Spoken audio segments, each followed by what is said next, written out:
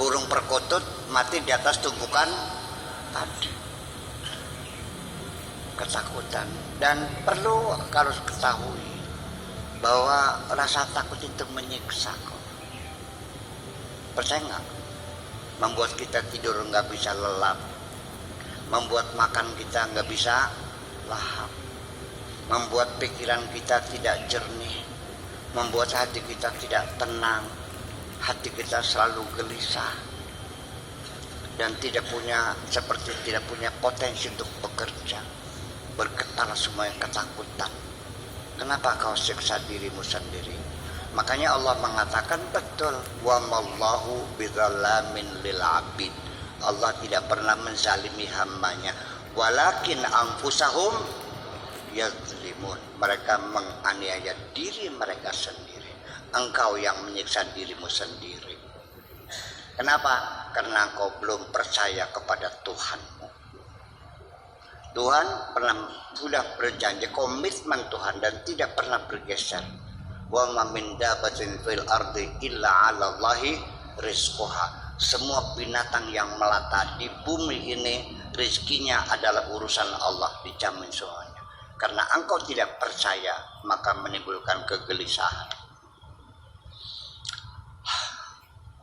Dari ketidakpercayaan bisa menimbulkan kegelisahan. Sang istri tidak percaya suaminya itu jujur dan setia. Dia punya kecurigaan pasti mampir di Gronggong. Sampai jam 11 malam belum pulang. Sengsara nggak dia? Getar semuanya. Mondar mandir, banting pintu lagi, bingung. Gimana lagi? Jadi ketika hilang kepercayaan, itu menjadi ketakutan. Itu. Jadi kalau Anda masih takut, berarti indikator Anda kurang percaya atau belum percaya sepenuhnya pada Allah Subhanahu wa Ta'ala. Ngaku boleh?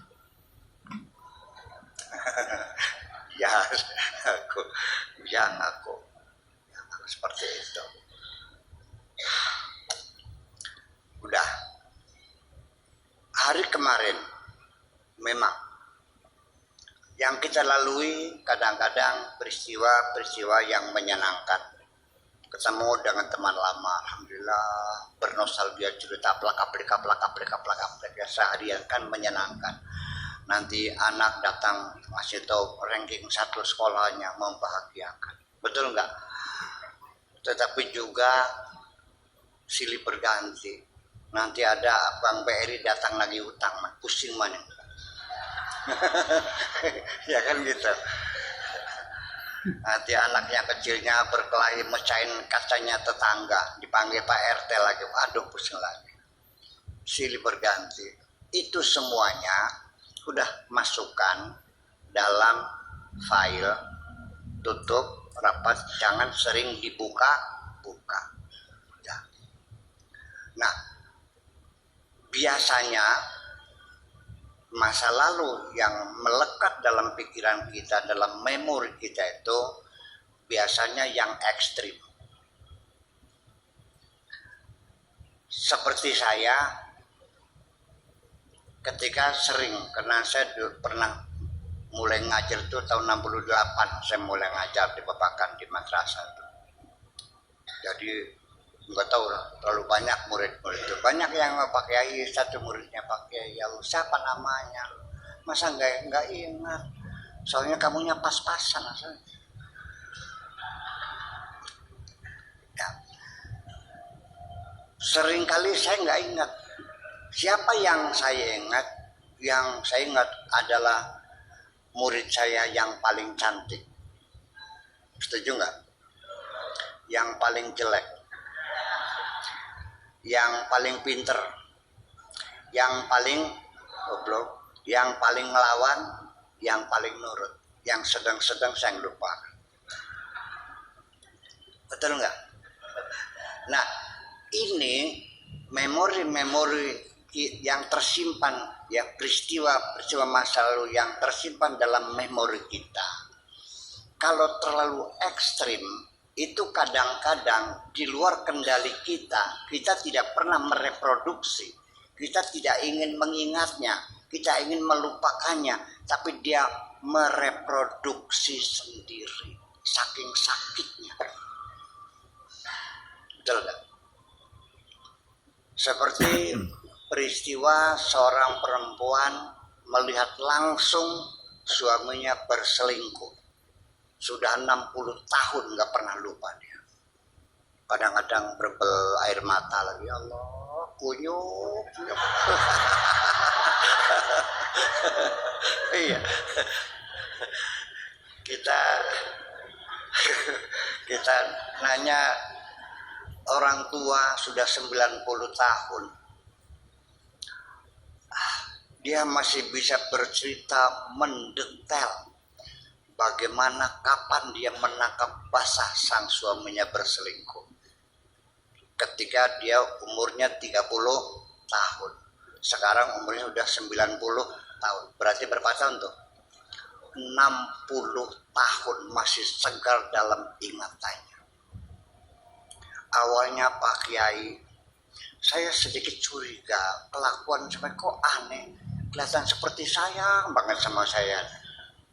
Tapi saya curiga nggak biasa ini. Ya, bawa baju sutra dari Trusmi, bawa sate. Ini ada apa?